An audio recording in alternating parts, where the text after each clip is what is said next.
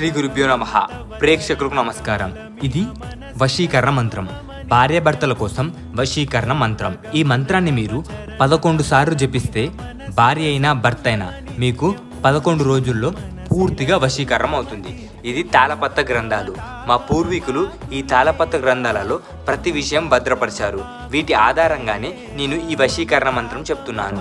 ఈ వశీకరణ మంత్రంలో ఓం కామమాలిని టం టం స్వహి, ఓం కామమాలిని టం టం స్వహి అనే మంత్రాన్ని 11 సార్లు జపించిన తర్వాత ఓం పతినే వశ్య కురుకురు స్వహి, ఓం పతినే వశ్య కురుకురు స్వహి. ఇక్కడ పతినే అనే చోట మీరు మీ భార్యని వశ్యం చేసుకోవాలనుకుంటే భార్య పేరు, భర్తని వశం చేసుకోవాలంటే భర్త పేరు రావాలి. దీన్ని 11 సార్లు జపిస్తే సరిపోతుంది. మీరు కోరుకున్న వారు మీకు పూర్తిగా వశమవుతారు. ధన్యవాదములు. ఇతర సమస్యలతో బాధపడుతున్నట్టయితే గురువుగారిని సంప్రదించండి.